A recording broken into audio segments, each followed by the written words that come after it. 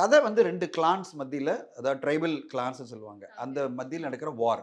ஒரு பாகுபலி பார்த்துட்டு எல்லாருமே கமெண்ட்ஸ்ல அதான் போட்டிருந்தாங்க. ஆமா. "இன்னும் அது நான் வந்து கங்குவா பார்க்கணும் வந்தா பாகுபலி காமிக்கிறாங்க" ஆமா. அப்படின்னு. அதான். ஏன்னா, சிவா சார் கிட்ட இருந்து இந்த மாரி ஒரு ஸ்டோரி எதிர்பார்க்கல. எல்லாருமே இது வந்து சிவா சார் படம் தானா? இல்ல ராஜமௌழி சார் படமா? அப்படின்னு தான் கேட்டுட்டு இருந்தாங்க.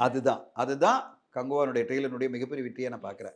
அதாவது எல்லோரும் பார்த்து பிரமிக்கிறதுன்னா, எப்படி இப்படி ஒரு பிரம்மாண்டமான படைப்ப குடுத்திருக்காரு. இப்படி அதாவது விஷுவல்ஸ், விஎஃப்எக்ஸும் சரி, அதுலேருந்து ஆக்ஷன் சீக்வென்ஸும் சரி, அந்த ஒரு செட்டப்பும் சரி, ஆர்ட் டிபார்ட்மெண்ட் அந்த செட் ஒர்க்லாம் பார்த்தீங்களா? ஒவ்வொரு செட் ஒர்க்குமே பயங்கர பிரம்மாண்டமா இருக்கு. ஓவரால் படமே நடிப்பும் சரி, உழைப்பும் சரி, பிரம்மாண்டமும் சரி, மேக்கிங்கும் சரி, அப்படி பார்த்து வியக்க வைக்குது. எனக்கு பல டைரக்டர் கால் பண்ணி சொன்னாங்க. ஞானவேல் சார்ட்ட கால் பண்ணி கங்கிராச்சுலேட் பண்ணுங்க. பிரமிப்பா இருக்கு. எப்படி இத விஷனா பண்ணியிருக்காங்க. இவ்ளோ செலவு பண்ணி பண்ணியிருக்காங்களே! இப்படி ஒரு பிரமாதமான படைப்பா வந்திருக்குன்னு. இன்னைக்கு இன்டர்நேஷனல் லெவல்ல பல ரிவ்யூவர்ஸ் சொல்றதே, "wow! What a making. This man lived the character" blah blah blah ப்ளான்னு சொல்லிட்டு இருக்காங்கன்னா, அதுக்கு காரணம் அந்த உழைப்பு.